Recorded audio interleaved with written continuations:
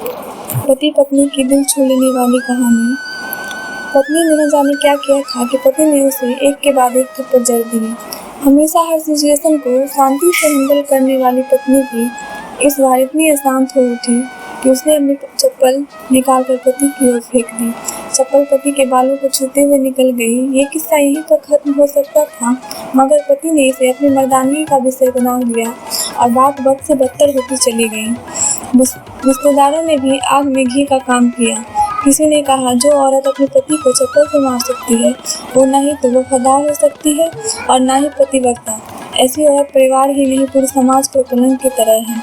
बीवी के पक्ष वाले कहा पीछे रहने वाले थे। किसी ने कहा 21 की सदी में जो स्त्री के साथ मारपीट करते हैं उन्हें तो जेल भेज देना चाहिए। तो कोई कहता जरूर उसको कोई और पसंद आ गई होगी इसलिए पत्नी से मारपीट करने लगा है। बात कोर्ट तक पहुंच गई। दोनों पक्षों ने एक दूसरे के खिलाफ केस फाइल कर दिया। पति ने चरित्रहीन होने का तो पत्नी ने दहेज और शारीरिक उत्पीड़न का आरोप लगाया। 2 वर्षों से अधिक समय के लिए केस चला था। इन 2 वर्षों के दौरान दोनों पति पत्नी अलग रहे थे। इन 2 वर्षों के दौरान दोनों पक्ष के समर्थकों की संख्या कम हो गई थी। पहले जहां दोनों पक्षों में समर्थक का समूह होता था, अब गिने चुने लोग रह गए थे। पति और पत्नी दोनों की आर्थिक स्थिति भी इस समय के दौरान नीचे गिर चुकी थी। जिन्हें वो अपना शुभचिंतक समझ रहे थे, पैसों की बात आते ही उन्हें भी अपना पलड़ा झाड़ लिया था। अगर कोई देने को राजी हुआ तो मोटे ब्याज की शर्त पर। आखिरकार वही हुआ जो सब चाहते थे। डाइवोर्स, हर कोई खुश था। दोनों पक्षों के रिश्तेदार, उनके माता पिता और दोनों के वकील। लेकिन 5 साल की सुखद शादी और एक सुंदर बेटी होने के बाद मिले इस डाइवोर्स से पत्नी मुक्त थी और पति शांत। शायद ये एक इत्तेफाक ही था कि खुशी को मनाने के दोनों पक्ष के लोग एक ही चाय की टपरी पर बैठे आमने सामने। इत्तेफाक इसलिए क्योंकि ज़्यादातर लोग जो एक दूसरे के विरोध पक्ष को सपोर्ट कर रहे थे वो एक दूसरे को अच्छे से जानते भी नहीं थे।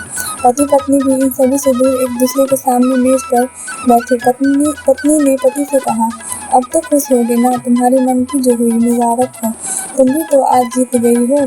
मुझसे तलाक तो तुम्हें भी मिल गया है, कंग्रेचुलेसन टू यू। पति ने कहा, तलाक को तुम जीत का प्रतीक समझते हो? पत्नी ने पूछा। पति चुप रहा। थोड़ी देर की शांति के बाद पति ने कहा, मुझे तुम्हें 5 लाख रुपए अभी और हर महीने 8,000 देने का आदेश है। अभी मेरे पास पैसे नहीं है, इसलिए हमारा मतलब मेरा जो सिटी में फ्लैट है उसे मैं तुम्हारे नाम कर देता हूँ। पत्नी बोली, लेकिन उस फ्लैट की कीमत तो 18 लाख की है।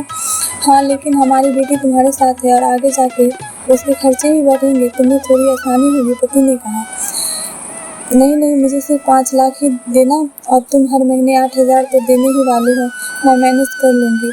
अगर 5 लाख नहीं है तब भी कोई बात नहीं, पत्नी बोली। दोनों फिर शांत हो गए। पति सोचने लगा, कितनी भोली और समझदार है ये औरत, जो कुछ समय पहले तक मेरी पत्नी थी और अब अनजान। ये वही जो कम से कम खर्चों में घर चलाती थी और पैसे बचाकर मेरे जन्मदिन और बर्थडे पर हमेशा मेरे लिए नए कपड़े खरीद लाती थी। कभी बीमार भी हो जाती थी तो पैसे बचाने के लिए मुझे मालूम न होने देती और घरेलू नुस्खों से अपना इलाज कर लेती। मगर घर में कोई और बीमार होता तो तुरंत डॉक्टर के पास ले जाती। मेरी हिम्मत मारी गई थी। मैं ही अपनी झूठी मर्दानगी के चक्कर में इतनी बड़ी गलती कर बैठा। पत्नी के दिमाग में भी उथल पुथल हो रही थी। अभी भी वैसा ही था। पहले भी खुद से ज़्यादा हमारे बारे में सोचता था, अब भी वही कर रहा है। ये वही आदमी है जो मुझे एक्सीडेंट से बचाने के लिए खुद मोटरसाइकिल के आगे कूद पड़ा था और अपनी उंगली तोड़वा कर बैठा था। पता नहीं कौन सी मनहूस घड़ी में मैं झगड़ा कर बैठी। पति ने मौन तोड़ते हुए पूछा, और तुम्हारे कमर का दर्द कैसा है? ज़्यादा तकलीफ तो नहीं होती? पत्नी हल्का सा मुस्कुराई और बोली, अभी भी होता है, अब तो पेट में भी क्रैम्स उठते हैं। वो तो होगा ही नहीं। तुम अब कसरत करना छोड़ दी होगी या योगा भी नहीं करती होगी, अब किसी गायनेकोलॉजिस्ट को जरूर दिखा लेना। पति ने कहा, तुम बताओ तुम्हारा अस्थमा कैसा है? अब क्या अब भी दौरे करते हैं? पत्नी ने पूछा।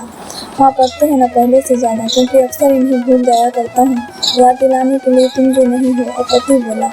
पति ने की आंखों में आंसू आ गए। वो बोली, तुम्हें मेरे चरित्र पर सवाल नहीं उठाने चाहिए थे, तो ये परिस्थिति आती ही नहीं। हाँ, मैं जानता हूँ तुम बहुत अच्छी हो, मुझसे गलती हो गई, बहुत बड़ी गलती, मैं लोगों के बहकावे में आ गया था। पति बोला। तुमने भी तो मुझ पर दहेज का इल्ज़ाम लगाया था। वो बोला। गलत था और इस बात का मुझे भी पछतावा है। पत्नी ने कहा। पति कुछ कहना चाह रहा था लेकिन हिचकिचात रहा था। पत्नी ने पूछा, कुछ कहना चाहते हो? वो बोला, क्या सब पहले जैसा नहीं हो सकता? क्या मतलब? पत्नी बोली, मतलब कि हम फिर से पहले की तरह पति पत्नी बनकर नहीं रह सकते, सच्चे दोस्त बनकर नहीं रह सकते? पति बोला, पर ये डाइवोर्स के पेपर दिखाते हुए पत्नी ने कहा। फाड़ देते हैं, पति ने अपने पास रखे डाइवोर्स के पेपर को फाड़ते हुए कहा। पत्नी ने भी अपने पास रखे पेपर फाड़ दिए। सभी हैरान थे, वकील, रिश्तेदार और माँ बाप।